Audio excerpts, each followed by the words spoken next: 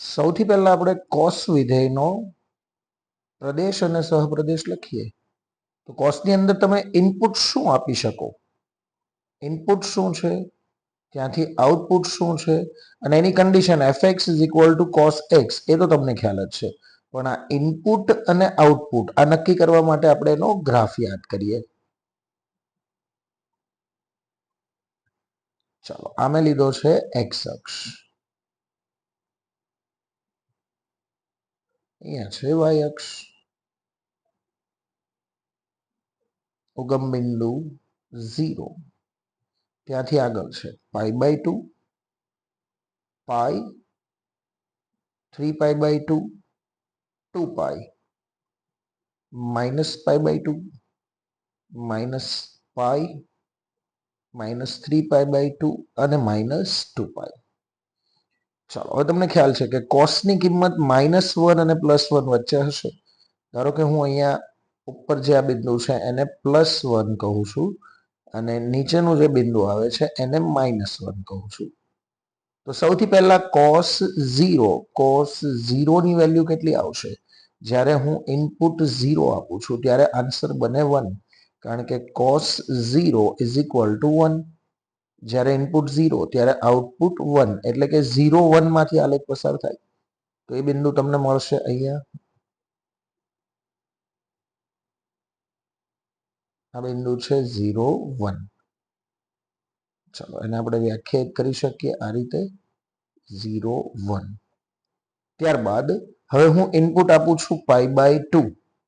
તો cos π/2 ના ગુણક આગળ 0 થાય છે, તમને ખ્યાલ છે. એટલે જ્યારે ઇનપુટ આપીએ છીએ π/2 ત્યારે આન્સર બને છે 0. એટલે કે આ જે રેડ કલર છે એ બિંદુ આવશે, રાઈટ? આ બિંદુ છે. ત્યાંથી આગળ ઇનપુટ આપીએ પાઈ, આ બિંદુ પાઈ બિંદુ છે. તો એ વખતે આન્સર બને છે -1. એટલે કે તમે જેવું ઇનપુટ પાઈ આપશો આન્સર બને -1, બંનેનો છેદગણ, એટલે કે આ બિંદુ આવશે, જેને આપણે આ રીતે ડ્રો કરીએ. ઓકે, ત્યાંથી આગળ 3π/2 ઇનપુટ આપીએ છીએ ત્યારે ફરીથી કોસનો આન્સર બનશે 0, કારણ કે π/2 ના ગુણક આગળ કોસ બને છે 0, એટલે આ બિંદુ મળશે. અને ત્યાંથી આગળ હું ઇનપુટ આપું ધારો કે 2π, તો cos 2π આન્સર બનશે +1. ધેટ મીન્સ કે આ બિંદુ મળશે. ઓકે, આટલો ગ્રાફ કનેક્ટ કરીએ. 0 1 થી સ્ટાર્ટ થાય છે 0 સુધી, π/2 આગળ 0, પાઈ આગળ -1, 3π/2 આગળ 0, 2π આગળ +1 અને ત્યાંથી આગળ. ચાલો, નેગેટિવ સાઈડ ઉપર આપણે વિચારીએ. ડાબી બાજુ એક્સ અક્ષની ઉગમ બિંદુની ડાબી બાજુ -π/2 ઇનપુટ આપું તો આન્સર બનશે 0. એનું શું કારણ છે કે cos π/2 ના ગુણક આગળ 0 બને છે, આ બિંદુ આવશે. ત્યાંથી આગળ ઇનપુટ ધારો કે આપીએ -π, તો ત્યાં આગળ આન્સર બનશે પાછો -1. cos યુગ્મ વિધેય છે, cos pi is equal to -1 answer હતો. અહીંયા તમે જોઈ શકો છો, પાઈ ઇનપુટ આપીએ ત્યારે આન્સર -1 મળે છે. તો cos -પાઈ પણ આન્સર -1 જ આપશે, કારણ કે cos યુગ્મ વિધેય છે, એની અંદરનું જે નેગેટિવ છે એ કેન્સલ કરીને એને તમે cos પાઈ જ લખી શકો છો, જેની વેલ્યુ -1 અહીંયા રિપીટ થશે. એટલે cos of -pi is equal to -1. જ્યારે ઇનપુટ -1 ત્યારે આઉટપુટ ઇનપુટ -પાઈ ત્યારે આઉટપુટ -1, એટલે આ જે બિંદુ આપણે દર્શાવેલું એ આવશે અહીંયા આ રીતે. ત્યારબાદ ઇનપુટ આપણે આપીએ છીએ -3π/2. તો વન્સ અગેન π/2 નો ગુણક છે એટલે આન્સર 0. એક્સ અક્ષ પરનું આ બિંદુ જ તમને આન્સર તરીકે જવાબ તરીકે મળશે. અને cos of -2π that is equal to 1, એટલે ઉપરનું જે અહીંયા બિંદુ આવશે એ બિંદુ તમને મળશે. આટલો ગ્રાફ કનેક્ટ કરીએ. cos -π/2 બરાબર 0. સોરી, બ્લેક લાઇનિંગ લઈએ છે. cos minus pi by 2 0, cos minus pi that is equal to -1, minus 3 pi by 2 0 અને minus 2 pi that is equal to 1 અને ત્યાંથી આગળ. તો આ રીતે મળશે તમને કોસનો ગ્રાફ. હવે આની અંદર શું થાય છે? વન્સ અગેન એનો વિસ્તાર -1 થી 1, -1 અને 1 ની વચ્ચે જ ગ્રાફ રહી છે, આટલામાં જ તે ગ્રાફ આવશે. ઓકે, એટલે એના સહપ્રદેશના બદલે આ જે જગ્યા છે ત્યાં હું વિસ્તાર લખી શકું ડાયરેક્ટ -1 થી 1. સહપ્રદેશના બદલે વિસ્તાર લખીએ એટલે વિધેય વ્યાપ્ત બની જશે. પણ એક એક નથી, કારણ કે અહીંયાથી હું આ એક સમક્ષિતિજ રેખા ધારો કે દોરી દઉં તો એ ગ્રાફને ઘણા બધા બિંદુઓમાં છેદે છે, અસંખ્ય બિંદુઓમાં છેદે છે. ધેટ મીન્સ કે આલેખ એક એક નથી. એનું ઉદાહરણ તમે આ રીતે પણ જોઈ શકો. ધારો કે હું એક્સ અક્ષમાંથી પ્રદેશમાંથી બે બિંદુઓ લઉં છું.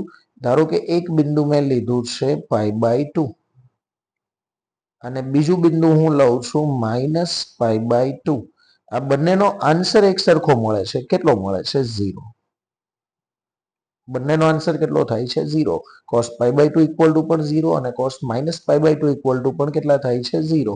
તો અનેક ઘટકો એક ઘટક સાથે સંકળાય છે. અનેક એક સંગતતા છે. અનેક એક સંગતતા છે ધેટ મીન્સ કે વિધેય એક એક નથી. તો મારે શું કરવું પડશે? આ વિધેયને એક એક બનાવવા માટે એનો પ્રદેશ પણ મર્યાદિત કરવો પડશે. આખો જે આ પ્રદેશ છે આર તરીકે અહીંયા તમને દેખાય છે, આખો પ્રદેશ કોઈ પણ ઇનપુટ આપી શકીએ છીએ. એ આર ના બદલે એને મર્યાદિત કરવાનો છે. પણ એના પહેલા આપણે કોસ વિધેય વ્યાખ્યાયિત કરીએ તો એનો પ્રદેશ બનશે આર થી લઈને એનો વિસ્તાર લખીએ છીએ -1 થી 1. શરત છે fx is equal two cos x. અહીં કોસ વિધેય વ્યાપ્ત છે, પરંતુ એક એક નથી. જો આપણે કોસ વિધેયના પ્રદેશને મર્યાદિત કરીએ તો એ એક એક બની શકે છે. ચાલો, મર્યાદિત કરવા માટે મેં તમને એક નિયમ કીધેલો સાઈન વખતે, તમારે કેટલો ભાગ પસંદ કરવાનો છે. અહીંયા જો તમને આ ડગલાનો ડ આવો આકાર એક દેખાય છે. તો જ્યારે તમે સાઈન કોસના ગ્રાફને ટ અથવા તો ડ આવા આકારમાં તોડો છો ત્યારે એ ગ્રાફ એક એક બની શકે. ઓકે, અહીંયાથી આ એક ડગલાનો ડ છે અને સાથે સાથે અહીંયાથી એક ટપાલીનો ટ છે. રાઈટ? તમે આ એક ડગલાનો ડ સિલેક્ટ કરો છો, ઉગમ બિંદુ ઓબ્વિયસલી આવવાનું છે, પણ બધી કિંમતો નેગેટિવ સાઈડ જશે. એટલે કે -π થી 0 નો ઇન્ટરવલ બનશે. તો એ ઇન્ટરવલ આપણે નથી લેતા. આપણે 0 થી π પોઝિટિવ સાઈડનો જે ઇન્ટરવલ બનશે આ ઇન્ટરવલને ધ્યાનમાં રાખીએ. તો મર્યાદિત પ્રદેશ ધારો કે મારે લખવો છે તો હું આટલો ભાગ લઈશ, 0 થી લઈને π સુધીનો ભાગ. આટલા ભાગમાં કોસ વિધેય એક એક બનશે. ચાલો આપણે પહેલા તો બિંદુઓ દર્શાવી દઈએ. 0, π/2, π, 3π/2 અને 2π. નેગેટિવ સાઈડ ઉપર -π/2, -π, -3π/2 અને આ બિંદુ છે -2π. મર્યાદિત પ્રદેશ તમને અહીંયાથી મળી ગયો છે 0 થી લઈને π. આટલામાં તમે જુઓ તો તમને ટપાલીનો ટ આવો આકાર દેખાય છે. અને આ જે આકાર છે, આ ટાઈપનો આકાર છે, એમાં કદાચ હું ગમે એટલી સમક્ષિતિજ રેખાઓ દોરીશ, ગ્રાફને એક અને માત્ર એક જ બિંદુમાં છેદે. એટલે કે આ જે આલેખ છે, આટલો ટુકડો એ એક એક છે. આપણે સહપ્રદેશને -1 થી 1 એટલે કે વિસ્તાર તરીકે લીધો છે, તો વિધેય વ્યાપ્ત તો ઓલરેડી થઈ ચૂકેલું છે, પણ પ્રદેશને હું 0 થી π માં મર્યાદિત કરીશ તો એ એક એક પણ થઈ જશે. તો એના માટેનું આપણે લખાણ લખીશું આવી રીતે. જો કોસના પ્રદેશને ક્લોઝ બ્રેકેટ 0 થી π માં મર્યાદિત કરવામાં આવે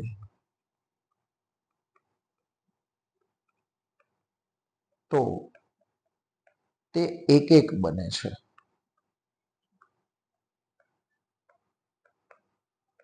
માટે હવે વિધેય જે છે કોસ વિધેય એ એક એક અને વ્યાપ્ત થશે. તો આપણે એક એક અને વ્યાપ્ત હોય એવું કોસ વિધેય વ્યાખ્યાયિત કરીએ.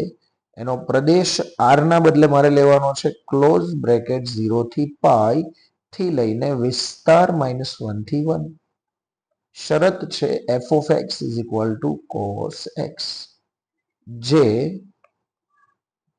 એક એક અને વ્યાપ્ત હોવાથી એક એક અને વ્યાપ્ત હોવાથી તેનું પ્રતિવિધેય મળે.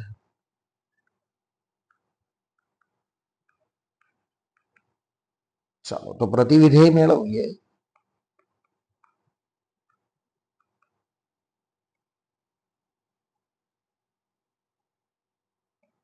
કોસનું પ્રતિવિધેય બનશે કોસ ઇનવર્સ. જે એક એક અને વ્યાપ્ત હોય એ ટાઈપનું કોસ વિધેય હતું, એના પ્રદેશ અને વિસ્તારની અદલા બદલી કરો એટલે કે જે પ્રદેશ છે એ વિસ્તાર બનશે અને વિસ્તાર છે એ પ્રદેશ બનશે. એટલે કોસ ઇનવર્સ બનશે -1 થી લઈને 0 થી પાઈ પરનું વિધેય. અને એની શરત હું f નું ઇનવર્સ ધેટ ઇઝ gx લખી શકું is equal to cos inverse x બની જશે. ચાલો તો આ વિધેય જે છે કોસ ઇનવર્સ એ કોસનું પ્રતિવિધેય દર્શાવે છે. હવે મારે એનો આલેખ દોરવો છે અને એની ખૂબ જ અગત્યની આપણે નોંધ લખીશું. ઓકે, આલેખમાં ખાસ ધ્યાન રાખવું પડશે કારણ કે તમને ખ્યાલ છે કે પ્રદેશ જે છે કોઈ પણ વિધેયનો કે પ્રતિવિધેયનો એ હંમેશા એક્સ અક્ષ ઉપર આવે અને એક્સ અક્ષ ઉપર અહીંયા શું દેખાય છે, આમે વાય અક્ષ દોરેલો છે. એક્સ અક્ષ ઉપર પ્રદેશ એટલે કે એક્સ અક્ષ ઉપર -1 થી 1 અને વાય અક્ષ ઉપર સહપ્રદેશ એટલે કે 0 થી પાઈ લેવાનું છે. ઓકે, 0 થી પાઈ એ પોઝિટિવ સાઈડ છે એટલે આપણે એક્સ અક્ષને થોડોક નીચે દોરશું. એક્સ અક્ષ ઉપર -1 થી +1 પ્રદેશ એક્સ અક્ષ પર અને સહપ્રદેશ વાય અક્ષ ઉપર 0 થી પાઈ. તો તમે એને દર્શાવી શકો છો આ રીતે. અહીંયા છે 0, ધારો કે આ બિંદુ છે પાઈ. ચાલો સૌથી પહેલા તમને ખ્યાલ છે cos 0 is equal to answer કેટલો બને છે 1. તો આ કોસ વિધેય જે છે એને હું સપોઝ સામે લઈ જાઉં તો 0 is equal to cos inverse 1 બને છે. આ જે 0 છે એના બાજુ હું લખું જમણી બાજુ તો કોઈ ફરક નહીં પડે. Cos inverse 1 is equal two 0. એટલે કે ઇનપુટ જ્યારે 1 છે ત્યારે આઉટપુટ 0 છે. બિંદુ મળે છે 1 0. એક્સ અક્ષ ઉપર 1 ત્યારે વાય અક્ષ ઉપર કેટલા આવશે 0. તો એ બિંદુ કયું છે, આ બિંદુ છે એક્સ અક્ષ ઉપર +1 વાય અક્ષ ઉપર 0 એટલે આનું જ બિંદુ આપણે લેવું પડશે. તો આ બિંદુ જે છે 1 0 એમાંથી આલેખ પસાર થશે. ત્યારબાદ cos π/2 આન્સર આવે છે આનો 0. માટે cos inverse 0 is equal two બનશે π/2. આ કોસને હું સામે ઓપરેટ કરું એટલે cos ઇનવર્સ 0 આન્સર બની જશે એનો π/2. ઇનપુટ જ્યારે 0 છે ત્યારે આઉટપુટ π/2 છે. 0 π/2 આ બિંદુમાંથી આલેખ પસાર થાય છે. એક્સ અક્ષ ઉપર 0 ત્યારે વાય અક્ષ ઉપર π/2 એટલે અહીંયા વચ્ચે હશે 0 અને પાઈ ની વચ્ચે કોઈક જગ્યાએ હશે π/2. ધારો કે બિંદુ હું અહીંયા દર્શાવું છું. તો એક્સ અક્ષ પર 0 ત્યારે વાય અક્ષ પર π/2. ત્યાંથી આગળ વધીએ. cos પાઈ ની કિંમત યાદ કરો. cos પાઈ બરાબર થશે -1. જો હું કોસને સામે ઓપરેટ કરું તો cos inverse of -1 is equal to answer બનશે પાઈ. ઇનપુટ -1 ત્યારે આઉટપુટ પાઈ -1 પાઈ. આ જે બિંદુ છે એ આપણે દર્શાવવું છે એક્સ અક્ષ પર -1. એક્સ અક્ષ ઉપર -1 લઈએ છીએ ત્યારે વાય અક્ષ ઉપર આન્સર મળે છે પાઈ. એટલે આ બંનેને કનેક્ટ કરતું આ જે બિંદુ બનશે એ આવશે ગ્રાફ ઉપર, જેને આપણે દર્શાવી શકીએ આ રીતે -1 પાઈ બિંદુ. ચાલો હવે 3 બિંદુઓ તમને દેખાય છે, એક આ બિંદુ છે, એક આ બિંદુ છે અને આ એક બિંદુ છે. આ 3 બિંદુઓમાંથી આલેખ પસાર થશે, પણ આલેખ આપણે કઈ રીતે દોરીએ? તો કે ભાઈ કોસનો જે આલેખ હતો એના કરતા ઊંધો આકાર લેવાનો છે. ટ હોય તો ડ અને ડ હોય તો ટ. કોસનો આકાર જુઓ, યાદ કરો કયા પ્રકારનો છે. આ હતો કોસ, એક એક અને વ્યાપ્ત વિધેય બને એ માટેનો આલેખ, જે છે ટપાલીનો ટ. તો કોસ ઇનવર્સમાં આ 3 બિંદુઓને હું કનેક્ટ કરીશ તો એને મારે ડગલાના ડ થી કનેક્ટ કરવા પડે, એટલે કે આ રીતે ગ્રાફ એનો બનશે. આ પરફેક્ટ ડગલાનો ડ નથી, પણ તમે જોઈ શકો અહીંયાથી હું આ રીતે કનેક્ટ કરું તો આ ડગલાનો ડ બને છે. તો આ થઈ ગયો કોસ ઇનવર્સ વિધેયનો ગ્રાફ. હવે એની ખૂબ જ ઇમ્પોર્ટન્ટ નોટ, અને એ નોટ વગર દાખલાઓ ગણવા અસંભવ છે તમારા માટે. તો નોટ ખાસ કેસમાં યાદ રાખો. Number 1, cos inverse of cos x. X ઉપર કોસ અને કોસ ઇનવર્સ ઓપરેટ થાય તો કોસ ઇનવર્સ પ્રતિવિધેય કેન્સલ થઈ જશે. આન્સર 100%નો એક્સ જ આવશે, પણ કન્ડિશન કેટલી કે એક્સ ઉપર સૌથી પહેલા કયું વિધેય ઓપરેટ થયેલું છે? કોસ. એટલે એક્સ એ કોસ વિધેયના મર્યાદિત પ્રદેશમાં હોવો જોઈએ. એક્સ બિલોંગ્સ ટુ કોસ વિધેયનો મર્યાદિત પ્રદેશ, જે અહીંયા તમને દેખાય છે. આ એનો મર્યાદિત પ્રદેશ છે 0 થી પાઈ. એટલે કે જો એક્સ ની કિંમત 0 થી પાઈ હશે, આની અંદર હશે, તો કોસ અને કોસ ઇનવર્સ કેન્સલ થઈને આન્સર એક્સ બને. Note number 2, cos of cos inverse x is equal to answer x જ છે ઓબ્વિયસલી, પરંતુ ક્યારે? જ્યારે એક્સ એ એના ઉપર ઓપરેટ થયેલ વિધેય કોસ ઇનવર્સના મર્યાદિત પ્રદેશમાં હોય. ધેટ મીન્સ -1 થી 1 માં હોય. જો એક્સ બિલોંગ્સ ટુ -1 to 1 લેવામાં આવે તો જ આ રિઝલ્ટ સાચું, અધરવાઇઝ આ રિઝલ્ટ ખોટું ગણાશે.